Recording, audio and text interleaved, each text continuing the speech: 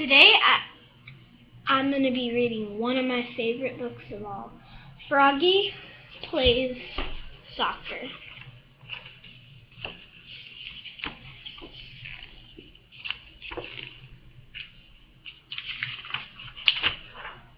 Froggy Plays Soccer.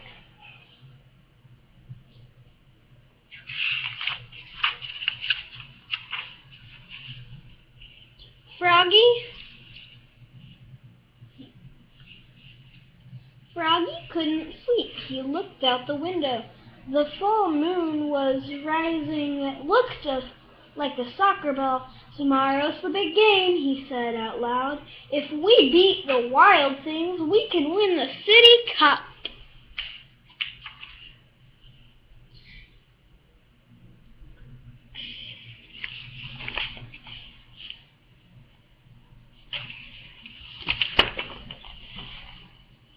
In the morning, Froggy was bursting to go. He pulled his underwear, zap, tugged on his soccer shorts, zeep, snapped on his shin guards, snap, wiggled on his soccer shirt, zlim, pulled on his soccer socks, zoop, and put on his cleats, zup, zup.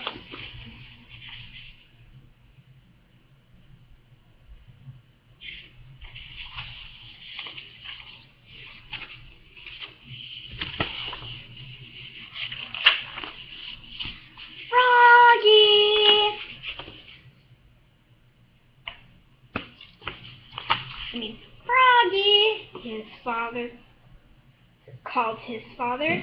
Froggy's father was an assistant coach. What? Let's go. We'll be late for the game. Froggy flopped outside. Flop, flop, flop.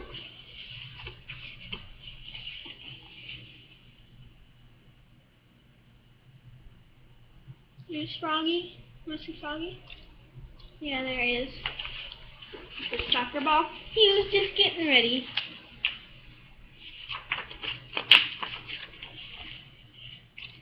"Remember," said Froggy's dad, "only the goalie can catch the ball. And you're not a goalie. Now repeat after me. Head it, boot it, knee it, shoot it. But don't use your hands." Froggy sang, "Head it, boot it, knee it, shoot it, but don't use your hands," all the way to the soccer field.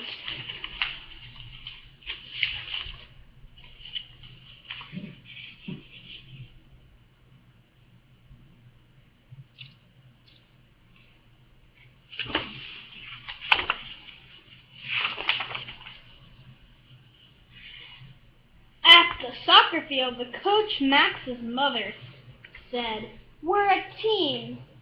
We're the dream team." "Hooray!" screamed the dream team.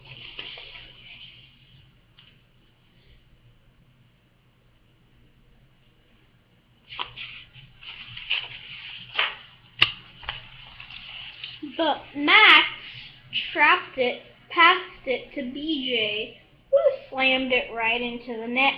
Goal! It was 1-0. Go Dream Team!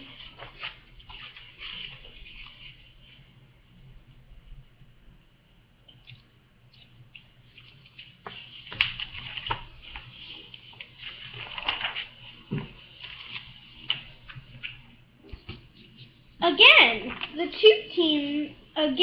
two teams faced off. The whistle blew.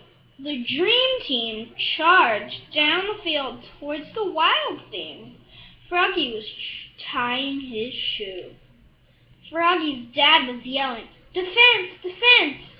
The ball hit Froggy in the head, bonk, and he knocked him down. He was great at defense. He was not great at defense.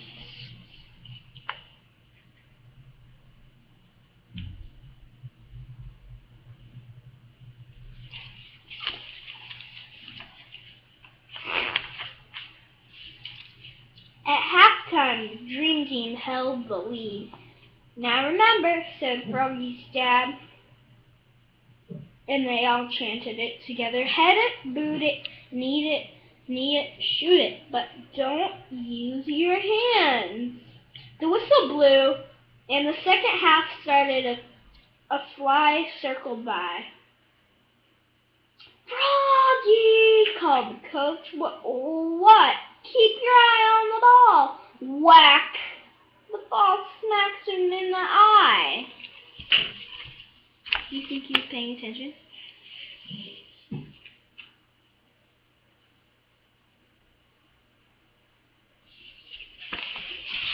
Yeah, he was not paying attention. That's the exact. Okay. Froggy was mad now. The wild things were stamping, and Matthew, the dream team's goalkeeper, was chasing the ball. Now the goal was underguarded. This was Froggy's chance. He leapfrogged over Travis. He leapfrogged over Matthew.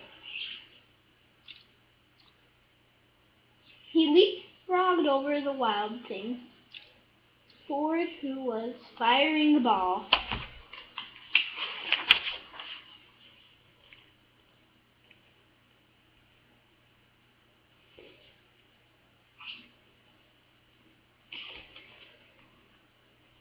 Let me show you a picture. He jumped over everybody. It was a catastrophe.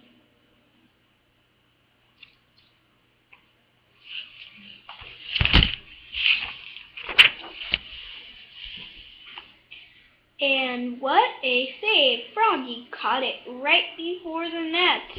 But uh-oh, he used his hands. You silly. "Oops," cried Froggy, looking more red in the face than green. He looked so silly the dream team laughed. But not for long. Ha ha ha.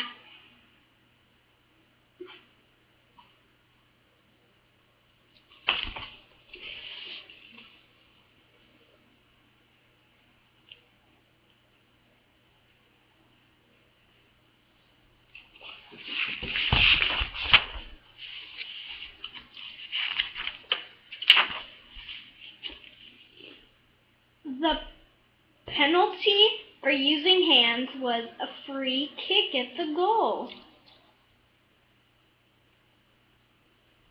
The wild things, Star Ford kicked and scored. Now it was a tied game. But it wasn't over yet.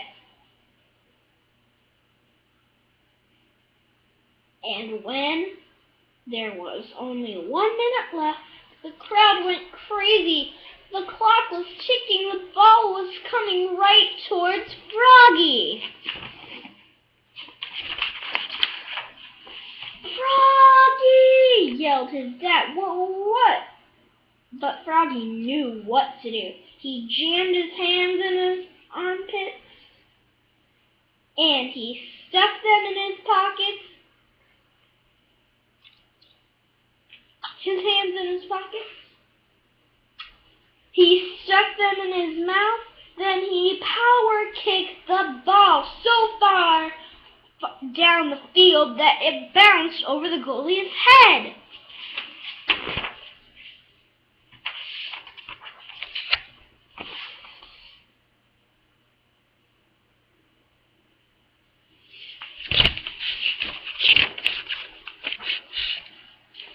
Smack into the goal. Yes!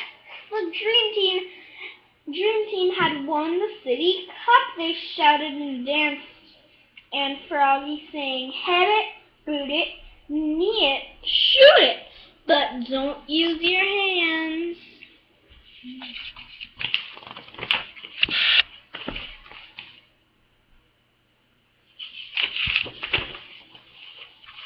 Except to slap high fives.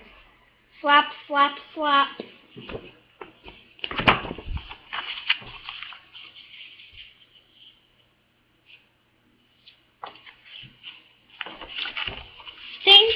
please try to listen to my next video.